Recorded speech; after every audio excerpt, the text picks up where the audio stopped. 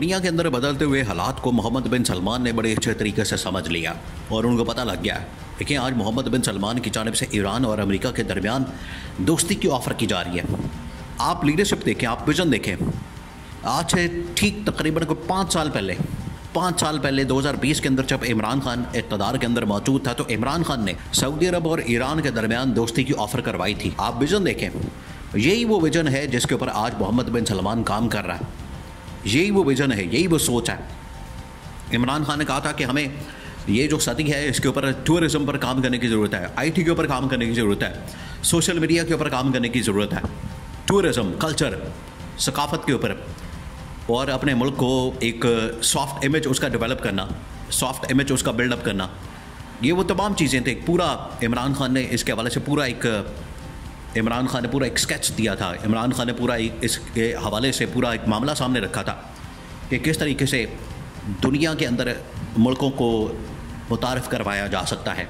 इमरान खान ने पूरा एक विज़न रखा। उसी विज़न को फॉलो करते हुए, उसी को देखते हुए आज मोहम्मद बिन सलमान उसी नक्शे कदम पर चल रहा है। और मोहम्मद बिन सलमान ने सऊदी अरब के अंदर जो है उसको सॉफ्ट इमेज बेहतर करने के लिए, वहाँ पर टूरिज़म के लिए, वहाँ पर वीज़ा पॉलिसी, वहाँ पर बिजनेसमैन को बुलाया जा रहा है इन्वेस्टमेंट के लिए, IT, फिर उसके बाद सोशल मीडिया, डिजिटल मीडिया, और वहाँ पर टूरिज़म, इन्वेस्टमेंट, वो तमाम चीज़ें, वहाँ पर स्पोर्ट्स, फुटबॉल, पता नहीं क्या क्या वहाँ पर हो रहा है। और इसी पॉलिसी को जारी रखते हुए आज मोहम्मद बिन सलमान ने अमेरिका और ईरान के दरमियान, सऊदी अरब और ईरान के दरमियान जो दोस्ती करवाई तो वो तो बाद में चीन ने करवा दी थी। चीन ने वो आखिरकार काम किया। आज मोहम्मद बिन सलमान ने अपना सफ़ीर, सऊदी सफ़ीर जो पाकिस्तान के अंदर मौजूद है, उसने भेजा है पाकिस्तान की इस्टेब्लिशमेंट के पास, पाकिस्तान की गवर्नमेंट के पास, पाकिस्तान के टॉप अहम तरीन लोगों के पास। और उसने आके ना सिर्फ इस्टेब्लिशमेंट गवर्नमेंट के साथ मुलाकात की है, बल्कि उसने आके PTI की क़यादत के साथ भी मुलाकात की है। तो मुलाकात करने का मकसद क्या है? मोहम्मद बिन सलमान को इस वक्त क्या ज़रूरत पड़ गई? उधर से शहबाज शरीफ जो है वो तुर्की चला गया। UAE का डिप्टी प्राइम मिनिस्टर पाकिस्तान के अंदर आया, उसने आके शहबाज शरीफ, जनरल आसिम इसाक डार से मुलाकात की, और UAE के सफ़ीर ने भी सबसे मुलाकातें की। मुलाकातों के बाद ये तुर्की चले गए। देखो, ये तीनों चीज़ें आपस में कनेक्टेड हैं, जुड़ी हैं, UAE, तुर्की और उसके बाद सऊदी अरब। एक तो आप इस बात को समझ लें कि इस वक्त जो आलम इस्लाम को जिस चीज़ की ज़रूरत है, उनको एक प्लेटफॉर्म की, एक लीडर की, एक ऐसे ताकतवर शख्सियत की, एक ऐसे फोरम की ज़रूरत है। क्योंकि OIC के ऊपर यहाँ पर बड़ी बात की जाती है कि OIC एक इस्लामी दुनिया का प्लेटफॉर्म है, OIC एक ऐसा फोरम है, OIC एक ऐसा फोरम है जहाँ पर तमाम इस्लामी जो ताकतें हैं, ममालिक हैं, वो इकट्ठे हो सकते हैं। लेकिन आप देखें कि जब भी कोई मसला आया, जब भी कोई मौका आया, तो OIC उस तरह से काम नहीं कर सकी। OIC की जानिब से उस तरह से काम नहीं किया गया। OIC कोई हल नहीं पेश कर सकी, वो चाहे कश्मीर का मामला हो, फ़लस्तीन का मामला हो, दोनों महाज़ों के ऊपर, अफ़गानिस्तान का मसला हो, हर जगह के ऊपर OIC आपको नाकाम नज़र आई। यही इमरान खान ने विज़न दिया था कि आपने इसको OIC का मुतबादल तैयार करना है। बहरहाल अब मोहम्मद बिन सलमान ने भेज दिया अपना सफ़ीर, और सऊदी अरब का जो सफ़ीर है पाकिस्तान के अंदर वो एक्टिव हो गया। देखिए, 3-4 बड़े सफारत खाने पाकिस्तान के अंदर, जब उनकी मुलाकातें होती हैं, वो आना जाना शुरू करते हैं। उनकी जानिब से जब मुलाकातें, मीटिंग्स और अहम तरीन चीज़ें डिस्कस होती है, तो इसका वाज़ेह मतलब होता है कि आखिरकार कोई बड़ी डेवलपमेंट होने जा रही है, बहुत बड़ी डेवलपमेंट होने जा रही है। और जो बहुत बड़ी डेवलपमेंट है वो वाज़ेह नज़र आ रही है, साफ़ नज़र आ रही है, उसकी निशानियाँ नज़र आ रही हैं। वो पता लग रहा है कि पाकिस्तान के अंदर कोई तब्दीली आ रही है, पाकिस्तान के अंदर चेंज आ रहा है। यहाँ पर जो निज़ाम को जिस तरीके से जकड़ दिया गया, इसको कंट्रोल किया गया, वो उसका रिवर्स होना अब नागुज़ीर है। उसके रिवर्स किए बगैर अब चीज़ें आगे नहीं बढ़ सकती।